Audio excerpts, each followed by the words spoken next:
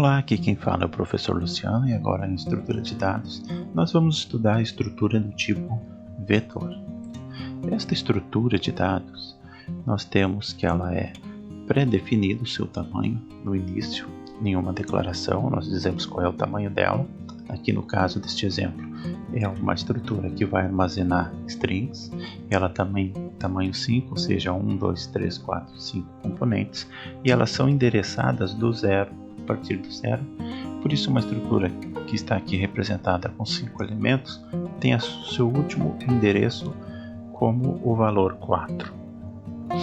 Bom, os dados são criados na estrutura do vetor um ao ladinho do outro. Por quê? Porque a partir do primeiro endereço que é armazenado aqui para a variável, basta adicionar o valor que será multiplicado, dizendo então qual é o próximo endereço a ser acessado. Isto é uma matemática que ocorre de forma computacional internamente e fica transparente para quem está trabalhando com vetor.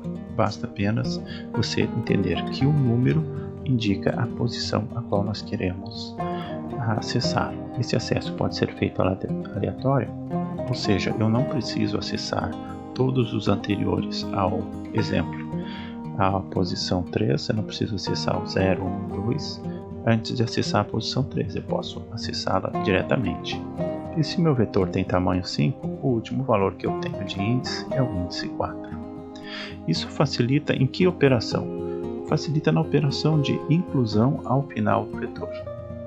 Aqui no exemplo, faremos uma inserção, e essa inserção ocorrerá onde? Ao final do vetor.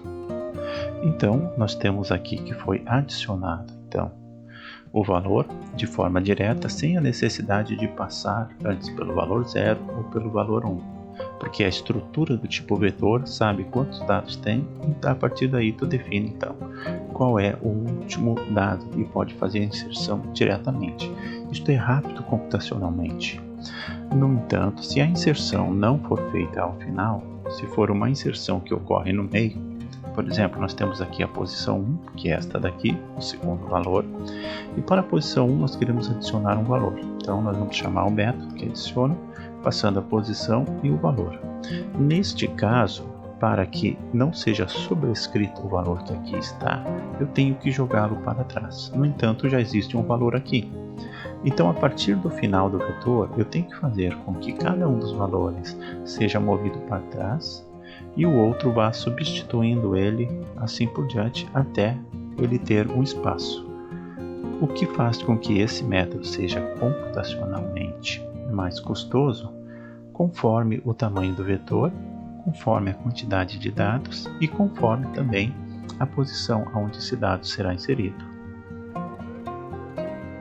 Aqui nós podemos ver melhor ilustrado que foram passados os valores para trás, sendo duplicado, depois o valor foi substituído, mas no entanto o último valor que restou aqui na posição permanece duplicado, o que não é um problema, pois é aqui que nós queremos inserir um novo valor e ele é substituído.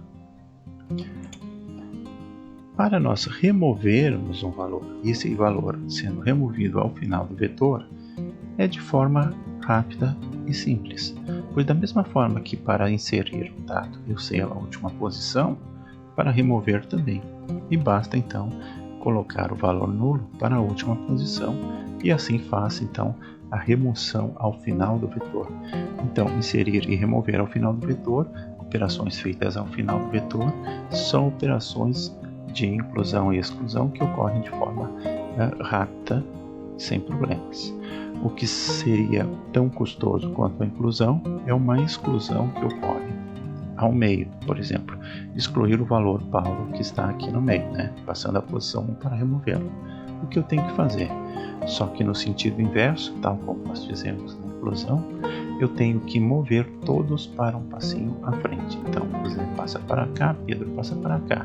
E o último valor que ficaria duplicado, nós colocamos o valor 1 e decrementamos a variável que contém então a quantidade de valores armazenados aqui no vetor. Isso mostra que operações com vetores são rápidas, se elas são feitas ao final.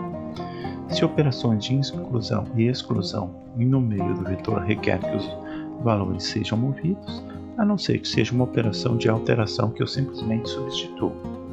A vantagem do vetor também é que ela permite um acesso aleatório, eu posso acessar diretamente um valor sem a necessidade de ir caminhando até encontrar esse valor, como em outro tipo de estrutura, mas também tem a outra desvantagem, que é o número de variáveis, espaços desse vetor já vem pré-definido. Eu tenho que defini-lo durante a declaração do vetor. Então, cada estrutura possui as suas vantagens e as suas desvantagens, e ela é melhor ou pior aplicada, dependente do propósito a qual nós queremos utilizar para armazenar dados. Então, cabe bem como escolher a melhor estrutura de dados. E esta aqui, então, foi a estrutura do tipo vetor.